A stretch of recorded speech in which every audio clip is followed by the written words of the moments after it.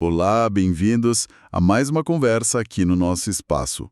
Hoje o nosso foco são dois capítulos, bem marcantes de O Evangelho segundo o Espiritismo, o 25 e o 26.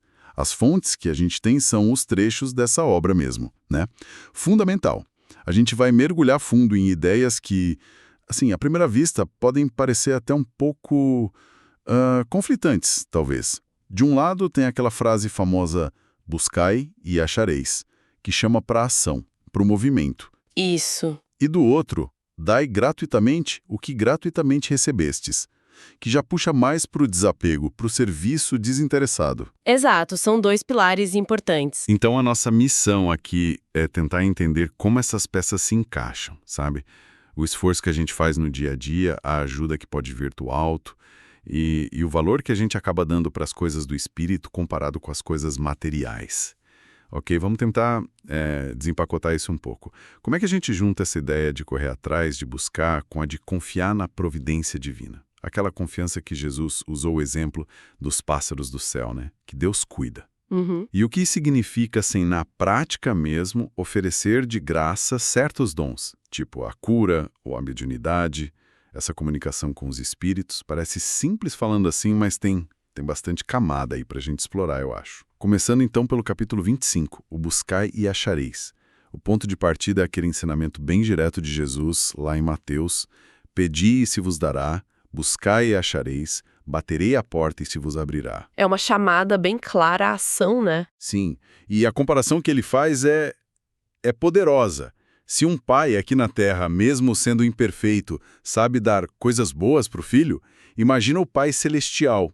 O texto diz que ele dará os bens verdadeiros para quem pede com sinceridade. E o fascinante para mim é como o texto logo em seguida conecta isso com algo central na doutrina espírita, a lei do trabalho. Essa ideia de que o esforço, a busca ativa, não serve só para a gente sobreviver, sabe? É o motor do nosso desenvolvimento, da nossa inteligência. Ah, interessante essa conexão. Sim, começa com a busca pelo básico, comida, abrigo, mas essa necessidade de agir é o que empurra a gente para frente. Gera a ciência, as invenções, o progresso em todas as áreas vem daí. O texto chega a dizer que nós somos filhos das nossas obras. O progresso é fruto direto desse esforço. É uma lei natural mesmo. Então, quer dizer, a ajuda divina não é tipo um passe de mágica, que resolve tudo para a gente sem que a gente precise fazer nada. Pelo que está escrito ali sobre o auxílio dos espíritos protetores, eles não entregam o prato feito, né? Não mesmo. Eles mostram o caminho, dão aquela força, um apoio moral, mas quem tem que andar, quem tem que tirar as pedras do caminho, somos nós mesmos. A frase que resume isso é muito boa. Anda e chegarás. O movimento tem que partir da gente. Exatamente. A ajuda existe, claro, o amparo está lá, mas ele vem para complementar o nosso esforço, não para substituí-lo. E é importante notar que essa busca não é só por coisas materiais, viu? Certo. O texto amplia isso. É busca pela luz espiritual, pela verdade, pelo autoconhecimento. Olha que interessante, até o ato de pedir, a prece, é vista como uma ação.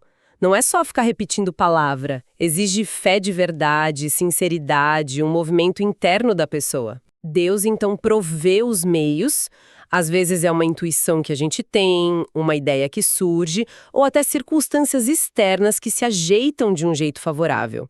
Mas a ação em si, e o mérito que vem dela, é de quem busca, de quem se movimenta. São esses os tais bens verdadeiros que o Pai oferece. As conquistas morais e intelectuais que a gente alcança pelo próprio esforço. Certo. Essa parte do fazer acontecer, do nosso esforço, ficou bem clara. Mas aí logo depois o capítulo traz aquele trecho que, bom, parece ir na direção oposta, né? Observai os pássaros do céu, eles não plantam, não colhem, mas Deus os alimenta. Isso, e os lírios do campo também. Observai como crescem os lírios dos campos que não trabalham, não tecem, mas são vestidos com uma beleza incrível. Jesus ali aconselha a não andar ansioso demais com o que comer ou vestir, porque o Pai sabe do que a gente precisa. O chamado principal é outro: buscai primeiramente o reino de Deus e a sua justiça. Uhum. E junto vem aquele alerta sobre acumular tesouros aqui na terra, que a traça e a ferrugem destroem, em vez de juntar tesouros no céu. Como é que a gente junta essas duas ideias? Parece uma contradição, né, à primeira vista. Pois é, e aí que tá a beleza da coisa, eu acho. Essas ideias se complementam, elas não se anulam. Não é um convite pra gente, sabe, ficar de braços cruzados esperando tudo cair do céu. De jeito nenhum. Então, qual é a chave? A chave, me parece, está na prioridade na confiança versus a ansiedade. O foco principal da nossa energia, na nossa busca diária, deveria ser o desenvolvimento espiritual. Isso é, o tal reino de Deus e sua justiça. Buscar ser melhor, mais justo, mais fraterno. Entendi. O foco muda. Exato. E a promessa ali é que, quando essa é a nossa prioridade real, as necessidades materiais básicas, o comer, o vestir, elas serão supridas pela providência divina. É como se Deus cuidasse disso, sabe? Elas virão de acréscimo, como diz o texto. O que o texto condena não é o trabalho em si ou ter bens materiais. É o apego exagerado, é aquela ansiedade que consome a gente e desvia do que realmente importa na vida.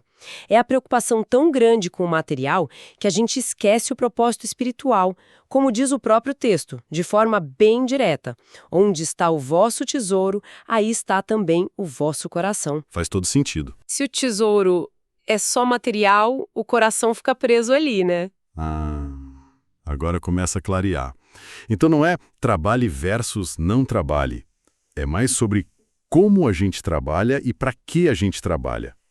O esforço é necessário, a busca é lei da vida, como a gente viu antes. Mas a aflição, aquela angústia de querer garantir o material acima de tudo, esquecendo do crescimento espiritual, esse seria o problema. A confiança na providência, então, não é passividade. É mais uma atitude interna que acompanha a nossa ação responsável. Perfeito. É trabalhar com afinco, sim, mas sem desespero, confiando que o essencial não vai faltar se a gente estiver buscando as coisas certas primeiro. Precisamente.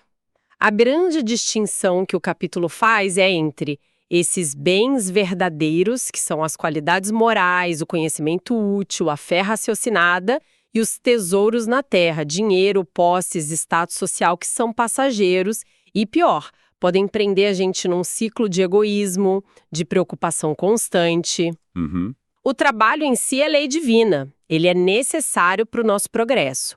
Mas a preocupação doentia com o resultado material, a ponto da gente esquecer de viver e evoluir espiritualmente, é isso que Jesus estava desaconselhando ali.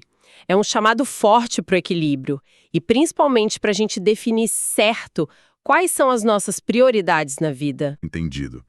Essa balança entre ação e confiança, material e espiritual, é realmente um ponto central aqui. E isso, olha só, nos leva bem naturalmente para o capítulo seguinte, o 26.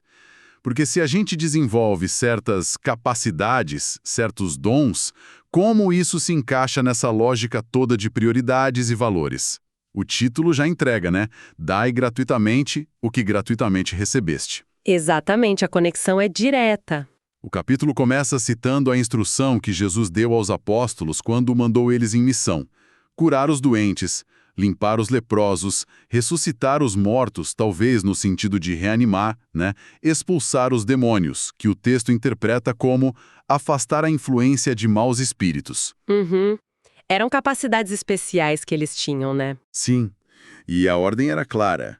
Vocês receberam esses poderes de graça. Então, deem de graça. Isso significava, na prática, que eles não deveriam transformar essa capacidade de ajudar numa profissão, digamos assim, numa fonte de renda, em especulação ou mesmo no seu sustento principal. Não era para ser um negócio. Exato. Eram ferramentas dadas por Deus para aliviar o sofrimento das pessoas, para ajudar elas a terem fé, não para enriquecimento pessoal. E aí o texto faz a ponte direta para o fenômeno da mediunidade, que é essa capacidade que algumas pessoas têm, né, em diferentes graus, de servir como intermediárias para a comunicação ou para a ação dos espíritos. Certo. Ela é apresentada não como um mérito que a pessoa conquistou sozinha, mas como uma faculdade, um dom mesmo concedido por Deus, muitas vezes como parte de uma tarefa específica, uma missão, como o texto menciona. Uma responsabilidade, então. Uma grande responsabilidade. Por isso, a sua prática, especialmente quando envolve a cura ou o alívio direto do sofrimento, que é a mediunidade curadora, deve ser encarada com muita seriedade, como algo sagrado, exercido de forma santa, religiosamente, diz o texto. E aqui vem uma distinção bem importante que o texto faz que eu acho crucial. Um médico, por exemplo, ele investiu anos de estudo, dinheiro, esforço para adquirir o conhecimento dele. É justo que ele cobre pelos serviços. Claro. Um magnetizador, que usa o próprio fluido vital, doando a própria energia, às vezes até a saúde no processo de tratamento, também pode ter direito a uma compensação, segundo o texto. Mas o médium curador, segundo essa perspectiva, ele age de forma diferente. Ele é um canal. Ele transmite os fluidos benéficos dos bons espíritos. A energia principal não vem dele, entende? Ah, entendi a diferença. Portanto, ele não teria o direito de vender algo que, na verdade, não lhe pertence e que ele recebeu gratuitamente justamente para ajudar. O modelo seria o de Jesus e dos apóstolos, que, mesmo sendo pobres, não cobravam pelas curas que realizavam. Fica bem clara a orientação, então. Se a pessoa que tem mediunidade precisa se sustentar, e todo mundo precisa, né? Ela deve buscar isso através de um trabalho comum, como qualquer outra pessoa, Exatamente. e dedicar à prática mediúnica o tempo que ela puder dispor, mas de forma gratuita, como um serviço mesmo. O foco tem que ser a ajuda ao próximo e a própria reforma íntima, o esforço para ser uma pessoa melhor. Isso. E tem até um alerta, né? Sim, eu vi. Um alerta de que os bons espíritos se afastam de quem tenta usar a mediunidade para ganhar dinheiro ou para obter vantagens, subir na vida. A sintonia moral ali se perderia completamente. Exato. A motivação conta muito. E essa ideia de gratuidade não para na mediunidade. O capítulo estende isso até mesmo para prece. Pois é. Jesus é citado ali criticando os religiosos da época dele que, a pretexto de longas preces, devoram as casas das viúvas. Ou seja, usavam a fé alheia como desculpa para explorar financeiramente as pessoas, principalmente as mais vulneráveis. Uma exploração da fé, né?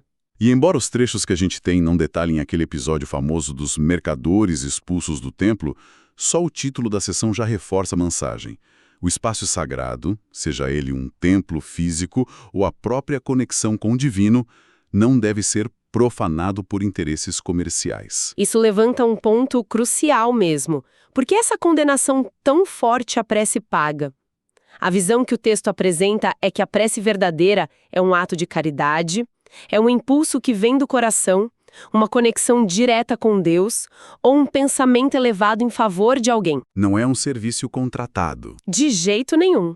Quando alguém cobra para fazer essa intermediação, transforma essa conexão espiritual num serviço assalariado. O texto até levanta umas questões bem diretas, né? Será que Deus mede o favor dele pelo número de palavras ou pelo dinheiro que foi pago? Boa pergunta. Se a resposta fosse sim, cobrar por preces mais longas ou ditas mais poderosas estaria excluindo os pobres, o que seria totalmente contrário à caridade. E se a resposta for não, se a eficácia da prece não depende do pagamento ou da quantidade de palavras, então cobrar por isso seria enganar quem paga. Seria uma prevaricação, como o texto disse. Forte isso. É forte. A linha de raciocínio é que Deus não opera numa lógica comercial. Os benefícios dele, a justiça, a misericórdia, são como um sol, brilham para todos, não importa a condição financeira. O argumento é muito direto. Se a gente já acha imoral alguém vender favores ou influência junto a um governante aqui na Terra, como seria aceitável querer comercializar as bênçãos ou a atenção do Criador do Universo? A justiça divina, por natureza, não poderia depender de pagamento. Entendi. Puxa, olha só. Juntando tudo, parece que esses dois capítulos 25 e 26, apesar de tratarem de temas que parecem distintos, esforço pessoal de um lado, gratuidade dos dons do outro, eles estão amarrados por um fio condutor bem forte, não é? Sem dúvida. Existe uma coerência grande. Essa questão constante de colocar as coisas no seu devido lugar, as preocupações materiais versus os valores espirituais. A mensagem geral, me parece, haja, busque, trabalhe, como diz o Buscai e Achareis, mas faça isso com confiança na providência, sem se deixar consumir pela ansiedade material. Exato. O equilíbrio. E talvez o mais importante, mantenha sagrados, puros e gratuitos aqueles dons e práticas que nos conectam mais diretamente com o divino e com o serviço ao próximo, como a mediunidade usada para o bem, e a própria prece, que deve ser sempre um ato de amor, nunca de comércio.